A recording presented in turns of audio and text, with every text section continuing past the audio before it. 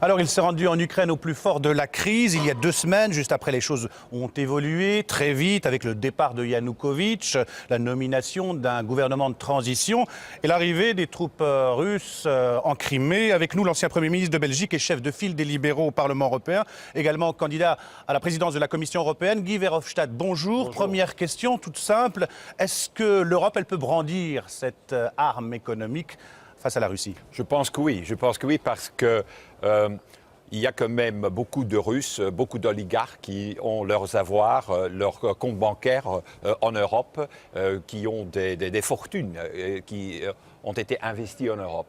Et là, je crois qu'il faut vraiment il faut frapper très fort, parce que c'est quand même inacceptable que la Fédération russe est simplement entrée dans le territoire ukrainien.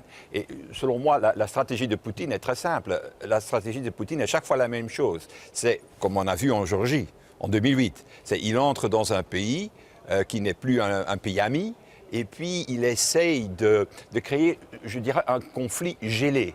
Un conflit gelé, c'est-à-dire il y a des troupes russes qui restent sur le territoire et puis il y a tout un dialogue politique qui s'installe et qui va durer des années et des années. Et comme ça, on voit autour de la Russie un grand nombre de conflits gelés maintenant dans la Crimée, mais il existe déjà sur la frontière entre Azerbaïdjan et l'Arménie, Karabakh, Nagorno-Karabakh, il existe au nord de la Géorgie, dans l'Ossétie du Sud, un problème, un conflit gelé, la même chose en Moldavie, avec la Transnistrie. Donc, comme ça, la Crimée va s'ajouter à la longue liste des conflits gelés. Une stratégie réfléchie selon vous? Oui, tout à fait. Donc, ou bien on est ami avec M. Poutine, alors tout va bien, ou bien on n'est pas ami, on est un ennemi, et alors il va installer dans les frontières de ce pays un conflit qui, après un certain temps, sera gelé. Donc l'Europe, c'est des sanctions économiques, hein, on ne va pas envoyer des troupes en Russie. Personne ne veut mourir pour Sébastopol en Europe. On a quand même vu que, par exemple, dans le cas de Yanukovych, ça a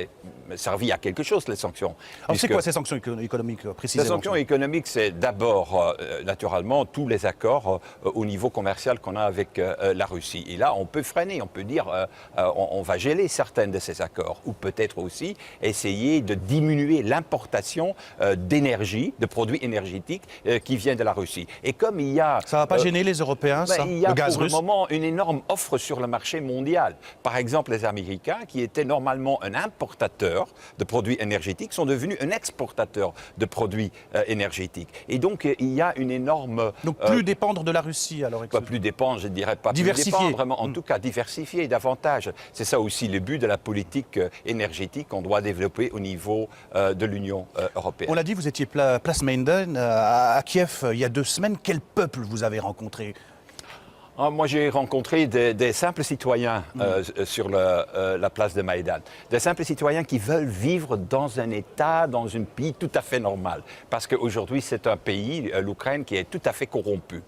Dans tous ces secteurs, dans toutes ces activités. Par exemple, si vous voulez entrer comme jeune dans la politique, la partie politique va vous désigner un oligarque. Cet oligarque va payer votre campagne électorale et vous allez dépendre de cet oligarque pendant des années, pendant des décennies, pendant tout votre mandat. Ou la même chose, un hôpital, normalement c'est gratuit, mais les gens doivent payer au-dessous de la table. Des honoraires aux médecins. Ou par exemple la justice est complètement corrompue aussi. On peut acheter des verdicts, je dirais, et des décisions du tribunal. Donc ce que les gens demandent, c'est vraiment de vivre dans un pays normal, qui n'est pas corrompu, la fin de la corruption, et la démocratie aussi. Et c'est ces gens que j'ai rencontrés sur la place Maïdan. Ils ne sont pas tous pro-européens, il y en a... Non, mais pour eux, je dois dire, beaucoup de gens que j'ai rencontrés, ils disent, n'importe si c'est la Fédération russe qui s'occupe de nous ou l'Union européenne, ce qui est important, c'est qu'on vit dans un État démocratique, sans corruption. Et naturellement, ils nous regardent parce qu'ils savent très bien que ce n'est pas Poutine qui va leur garantir, je dirais, un État démocratique, puisqu'il n'est pas démocrate dans son propre pays. Alors la question qu'on peut se poser, c'est est-ce que l'Ukraine va s'arrimer à l'Europe ? Voilà, Guy Verhofstadt, en gros, il faut arrêter de donner des rêves aux Ukrainiens et de leur dire qu'ils vont adhérer à l'Europe alors que personne n'en veut pour l'instant. Non, mais ce n'est pas la question pour le moment. Je ne pense pas qu'on peut dire dans 5 ans, dans 10 ans, on va pouvoir faire entrer l'Ukraine dans l'Union européenne. Il ne faut pas faire cette erreur-là. Ce qu'il faut faire, c'est vraiment tout ce qui est nécessaire pour qu'il s'installe une démocratie stable et qui est naturellement qui se base sur les valeurs européenenne. Et là, on peut aider de différentes manières. Tout d'abord, en faisant que ces élections du 25 mai prochain, ce sont des élections sérieuses, ce qui n'a jamais été le cas. Le jour des élections en Europe aussi. Hein. Un symbole.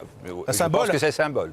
C'est un symbole, parce que c'est quand même ça qu'il faut une fois souligner. Au moment où il y a des gens qui meurent dans les rues de Kiev pour les valeurs de l'Union européenne, à l'intérieur de l'Union européenne, il y a les eurosceptiques qui sont en train de critiquer l'Union européenne. Et ce qu'on peut faire, et on doit faire des choses pour l'Ukraine, c'est d'abord aider à organiser ces élections. Et donc il faut envoyer des observateurs, mais des observateurs maintenant, parce que si on veut falsifier les élections, on ne le fait pas 2 jours avant les élections, c'est maintenant que ça se passe. Et deuxièmement, il faut donner aussi une aide financière.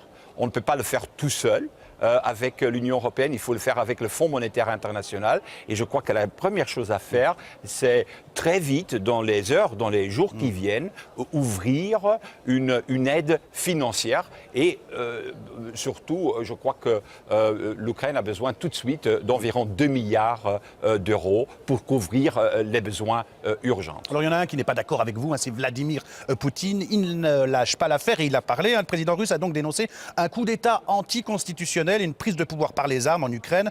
À la question d'un journaliste qui lui demandait qui était responsable de ce coup d'État, le président russe a parlé de groupes de combat et a évoqué la présence de formateurs occidentaux. C'est vous les formateurs occidentaux, les députés européens? Non, pas du tout. Tout ça, c'est une vision complètement erronée de la réalité. Si M. Poutine... C'est quoi, une vision à la Brejnev? Non, mais si M. Poutine allait une fois à la place Maïdan, il y a quelques jours ou il y a quelques semaines, il aurait vu tout un peuple qui aspire en fait la démocratie et un pays qui n'est pas corrompu. Et ce n'est pas seulement dans l'ouest du pays, c'est aussi dans l'est du pays. Parce que ce n'est pas parce que les gens parlent là la langue russe qu'ils sont moins ukrainiens. M. Poutine, il pense que quelqu'un qui parle russe est automatiquement un russe. Ça, ce n'est pas le cas. Il y a beaucoup d'Européens qui parlent russe. Et on a aussi une obligation envers eux. Il faut les protéger, ces minorités russes qui habitent dans les États baltes, par exemple, qui habitent naturellement en Ukraine.